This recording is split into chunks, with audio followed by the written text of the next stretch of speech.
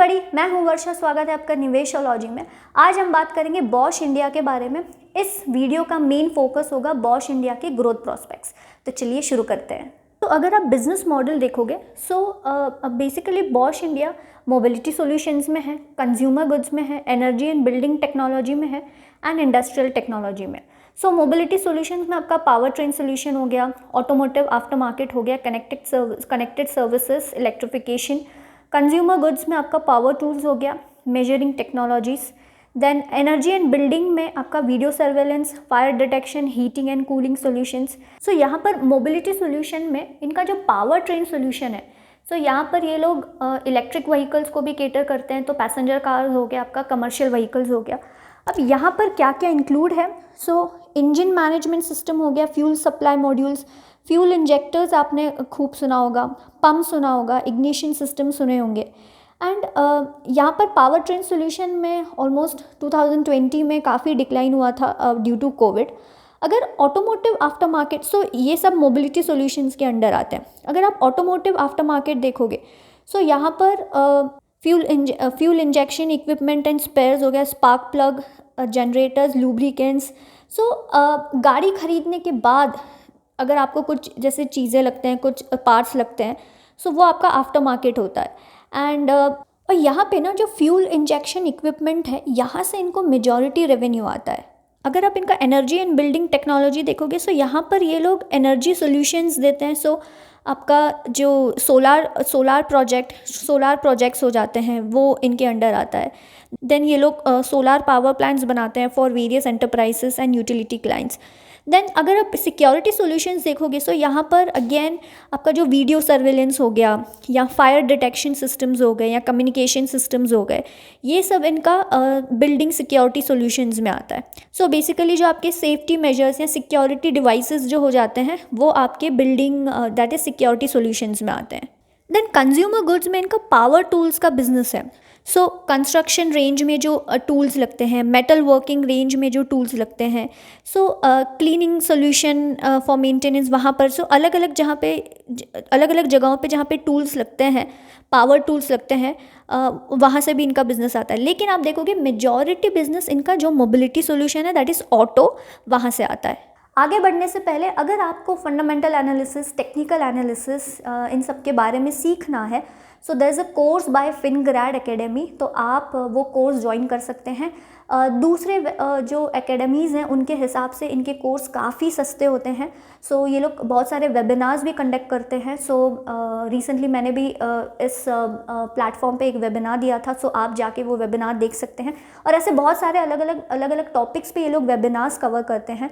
सो अगर आपको अगेन वो कोर्स ज्वाइन करना है, एनालिसिस सीखना है, तो आप इनकी वेबसाइट को ज़रूर विज़िट कीजिएगा। काफ़ी सस्ते ये लोग कोर्सेज़ प्रोवाइड करते हैं। फिनग्रैड एकेडमी को ज्वाइन करने की लिंक मैंने डिस्क्रिप्शन बॉक्स पे डाल दी है, आप ज़रूर चेकआउट कीजिएगा। अब बात करते हैं ग्रोथ ड्राइवर्स की। तो यहाँ पर सबसे पहली चीज़, इनका जो कंटेंट पर व्हीकल है वो बढ़ रहा है। सो BS6 के बाद इनका जो कंटेंट पर व्हीकल है वो काफ़ी बढ़ने वाला है। सो यहाँ पर जो नाइट्रोजन ऑक्साइड एमिशन की बात चल रही है, वहाँ पर जो रिडक्शन की बात चल रही है, एंड जो चेंजेस की बात चल रही है इंजन स्पेसिफिकेशन या एग्जॉस्ट ट्रीटमेंट के लिए। सो यहाँ पर अगर आप देखोगे BS6 की वजह से यहाँ पे कंटेंट पर व्हीकल बढ़ने वाला है। प्लस यहाँ पर बॉश के पास ऑलमोस्ट 18,500 करोड़ की ऑर्डर बुक है BS6 में for next 5 to 6 years. So this is one of the reasons कि आगे फ्यूचर अच्छा हो सकता है। अगर मैं इलेक्ट्रिक व्हीकल की बात करूँ, सो बॉश इंडिया अगर आप देखोगे काफ़ी अच्छे पोजीशन पे है when it comes to electrifications of EVs। अब क्योंकि इनका जो टेक्नोलॉजिकल हेरिटेज है, सो अगर आप देखोगे सो इंडिया में अभी EVs खूब चल रहे हैं, लेकिन डेवलप्ड कंट्रीज़ में जैसे बॉश जर्मनी से बिलोंग करती है, सो अगर इनकी पेरेंट कंपनी आप देखोगे सो वहाँ पर ऑलरेडी ये लोग, जो बॉश है इनकी पेरेंट कंपनी, वो EV में काम कर रही थी।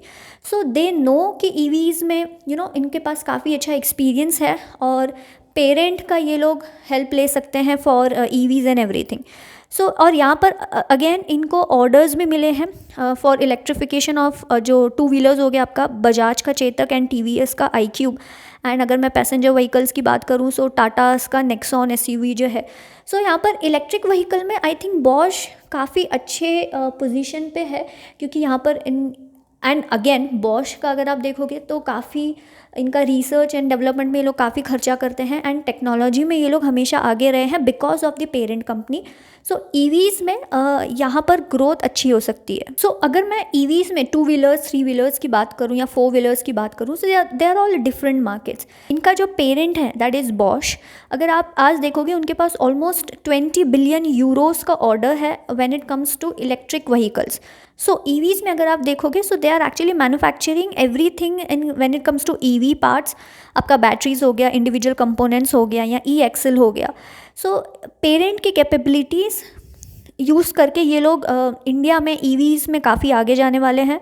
एंड यहाँ पे क्या होगा ना कि जैसे बॉश की हमेशा से ये स्ट्रैटेजी रही है, जो भी नई चीज़ आती है जैसे BS6 का आया तो पहले ये लोग ट्रेडिंग करते हैं एंड फिर उसके बाद इंडिया में मैन्युफैक्चरिंग लगाते हैं, जिसके वजह से इनके मार्जिन्स अच्छे होते हैं। सो लास्ट 4 ईयर्स में अगर आप देखोगे तो इन लोग ने इन हाउस ही एक ईवी प्रोजेक्ट लॉन्च किया है। सो ईवी हो गया या हाइड्रोजन सेल्स की आप बात चल रही है, हम आगे इसकी बात करेंगे, एंड इलेक्ट्रिफिकेशन, ये सब इनकी जो लिस्टेड कंपनी है दैट इज़ बॉश इंडिया, वहाँ से होगा। आज अगर आप देखोगे so EVs actually forms a very small percentage of total turnover. अगर आप देखोगे so almost it is between 1 and 2% of car market. लेकिन अगर आप बाय 2030 ये प्रोजेक्ट किया जा रहा है कि EVs almost 30% of total volumes form करेंगे। एंड यहाँ पर बॉश अगर आप देखोगे सो पहले बॉश, जैसे मैंने कहा कि ये पहले ट्रेडिंग करेंगे एंड उसके बाद ये इंडिया में मैन्युफैक्चर करेंगे, जिसको ये लोकलाइजेशन बोलते हैं। सो ये लोग 2 व्हीलर्स के लिए प्रिपेयर्ड हैं, 3 व्हीलर्स के लिए हैं एंड 4 व्हीलर्स के लिए भी है when it comes to EV. So आपने हाइड्रोजन फ्यूल सेल सुना होगा। So hydrogen fuel cell technology actually hydrogen and oxygen use करती है टू जनरेट इलेक्ट्रिसिटी, एंड जो रिजल्टिंग जो बाय प्रोडक्ट है that is water. So it is basically clean and environmentally friendly technology to replace fossil fuels हो गया which produce carbon dioxide. So basically Bosch is prepared for hydrogen when it comes to जो आपके medium या heavy commercial vehicles होंगे, यहाँ पर ये technology use होगी ओवर द नेक्स्ट 7 ईयर्स। सो यहाँ पर ये लोग पहले हाइड्रोजन इंटरनल कंबशन इंजन में जाएंगे and then to hydrogen fuel cell EVs. और यहाँ पर जो BS6 एमिशन नॉर्म्स हैं, सो 2 व्हीलर्स प्लेयर्स हैं, यहाँ पर इनको जो फ्यूल इंजेक्शन होता है वो इंस्टॉल करना ही पड़ेगा इन प्लेस ऑफ कार्ब्यूरेटर। सो यहाँ पर अगेन एडिशनल अपॉर्चुनिटी है बॉश के लिए। और यहाँ पर ईवीज़ में ना क्या होगा, यहाँ पे पार्ट्स लेस होते जाएंगे, ठीक है। एंड यहाँ पर अगर आप मोटर देखोगे तो सब बॉश से ऑलमोस्ट ख़रीद रहे हैं। एंड यहाँ पर बैटरी ऑलमोस्ट सब इन हाउस बनाने का सोच रहे हैं बिकॉज बैटरी मेजॉरिटी कॉस्ट खाएगा। So everybody will want to कि हम बैटरी इन हाउस ही बनाएं ताकि हमारा थोड़ा कॉस्ट कम हो जाए, ठीक है। सो अल्टीमेटली यहाँ पर जो मोटर्स की बात आती है, यहाँ पर बॉश ऑलरेडी काफ़ी स्ट्रॉन्ग है। सो मोटर्स का पूरा मार्केट बॉश के पास जा सकता है। अगेन इन सबको बहुत टाइम लगेगा। सो जैसे मैंने बोला कि already EV components Bosch manufacture करता है, तो आपका इलेक्ट्रिक मोटर्स हो गया, पावर इलेक्ट्रॉनिक्स हो गया, बैटरी मैनेजमेंट सिस्टम। एंड यहाँ पर 2000 जैसे मैं टेक्नोलॉजी की बात कर रही थी, यहाँ बॉश काफ़ी रिसर्च में काम करता है। सो यहाँ पर 2018 में एक्चुअली बॉश इंडिया ने क्या किया था, सो नॉर्मल जो ट्रेडिशनल इंजन कार्स होते हैं उसको उन्होंने इलेक्ट्रिक कार में कन्वर्ट किया था। सो ऑफ कोर्स यहाँ पर ये लोग इसको कमर्शलाइज नहीं किया, but the main thing is कि बॉश की टेक्नोलॉजी काफ़ी अच्छी है, रिसर्च एंड डेवलपमेंट का काम काफ़ी अच्छा है। तो आपकी एक नॉर्मल कार को इलेक्ट्रिक व्हीकल में कन्वर्ट करना ये लोग ने काफ़ी अच्छा काम किया था, बट दिस वाज इन 2018। अब तक इसके ऊपर ये लोग ने कमर्शलाइज नहीं किया है एंड इतना काम भी शायद प्रोग्रेस इनका नहीं हुआ है। और यहाँ पे बॉश एक्चुअली 1000 crores का केपेक्स कर रहा है for localisation of advanced automotive technologies over the next 5 years। सो यहाँ पर जैसा मैंने कहा कि ये लोग पहले ट्रेडिंग करते हैं एंड देन फिर मैन्युफैक्चर करते हैं इंडिया में। यहाँ पर इनकी जो बॉश कार सर्विस है वहाँ पर भी ये लोग सेंटर्स ऑलमोस्ट 1000 सेंटर्स कराने की कोशिश कर रहे हैं इन 4 to 5 years। सो काफ़ी अच्छी अच्छी चीज़ें यहाँ पर हो रही हैं। अब अगर मैं फाइनेंशियल्स की बात करूँ तो इनकी सेल्स ग्रोथ अगर आप देखोगे तो काफ़ी वॉलेटाइल रही है एंड क्योंकि पिछले 3-4 साल में आप देखोगे ऑटोमोबाइल इंडस्ट्री ने ही इतना अच्छा नहीं किया एंड बिकॉज ये लोग ऑलमोस्ट 85% इनका बिजनेस ऑटोमोबाइल बिजनेस से आता है। सो यहाँ पर इनको काफ़ी अफेक्ट हुआ बट आगे फ्यूचर एक्सपेक्टेड है कि अच्छा रहेगा ड्यू टू एक तो इनका BS6 की कंटेंट पर व्हीकल बढ़ने की वजह से प्लस EVs के वजह से। जैसे मैंने आपको कहा कि नेक्स्ट 4 to 5 years में इनकी ऑर्डर बुक ऑलमोस्ट 18,500 crores की है। प्रॉफिट ग्रोथ भी अगेन सेम थिंग एंड यहाँ पे अगर आप देखोगे सारी जो ऑटो एंसिलरीज कंपनीज़ हैं इनकी सेल्स ग्रोथ या प्रॉफिट ग्रोथ ऐसी ही वॉलेटाइल ही रही है। यहाँ पर और एक रिस्क ये हो जाता है कि phasing out of diesel engines. So यहाँ पर आप देखो हमने बात की थी कि Bosch is leading player when it comes to power train components and यहाँ पर ये लोग ऑलमोस्ट जो आपका डीजल इंजन सेगमेंट है वहाँ पर जो पावर ट्रेन कंपोनेंट्स हैं वहाँ पर basically Bosch 70% market share enjoy करता है। So there has been a lot of concern कि यहाँ पर फेजिंग आउट होगा डीजल इंजन का। सो यहाँ पर बॉश के बिजनेस को अफेक्ट हो सकता है and as companies prominent player in diesel. So यहाँ पर लेकिन जैसे बॉश काफ़ी काम कर रहा है अपने EVs पे प्लस यहाँ पर जो आपका हैवी कमर्शियल व्हीकल्स है वहाँ पर भी बॉश काफ़ी स्ट्रॉन्ग है। So this may be partly offset by content share gain on when it comes to heavy commercial vehicles. Plus यहाँ पे जो ग्लोबल सेमीकंडक्टर शॉर्टेज चल रही है अगेन बॉश को या फॉर दैट मैटर्स बहुत सारी इंडस्ट्रीज़ को यहाँ पे अफेक्ट हो सकता है। अब यहाँ पर अगर आप इंडिया में देखोगे तो इनकी बहुत सारी लीगल एंटिटीज़ हैं तो किससे ये लोग कुछ पार्ट्स खरीद रहे हैं किसको कुछ बेच रहे हैं। सो बहुत ज़्यादा रिलेटेड पार्टी ट्रांजैक्शंस ये लोग करते हैं। सो this is actually MNC company है। सो यहाँ पर एज सच इशू नहीं होना चाहिए लेकिन अब जैसे कि फॉर एग्जांपल इनका जो फ्रिज का भी बिजनेस है ठीक है या जो बाकी के कंज्यूमर प्रोडक्ट्स हैं उनका भी बिजनेस है but that doesn't come under Bosch India limited. तो बहुत सारी अलग अलग इनकी सिस्टर कंसर्न कंपनीज़ हैं जिनके साथ ये लोग बिजनेस करते रहते हैं। सो एक तरह से थोड़ा कॉम्प्लेक्स स्ट्रक्चर हो जाता है यहाँ पर जो पर्सनली मुझे इतना नहीं पसंद है। अब इसको आप रिस्क में इंक्लूड करोगे नहीं करोगे that is again a different question but ये जो कॉम्प्लेक्स स्ट्रक्चर है ये पर्टिकुलरली मुझे नहीं अच्छा लगता है। अब अगर वैल्यूएशन की मैं बात करूँ अगेन अगर आप हिस्ट्री देखोगे सो इतने अच्छे स्टॉक रिटर्न्स इस कंपनी ने नहीं दिए हैं बिकॉज 4-5 साल से ऑटोमोबाइल इंडस्ट्री ही अच्छा नहीं कर रही थी एंड सो नाउ अगर फ्यूचर की मैं बात करूं तो फ्यूचर लुक्स गुड क्योंकि पिछले कुछ सालों में तो कंपनी ने बिल्कुल ही इतना कुछ अच्छा परफॉर्मेंस नहीं किया है।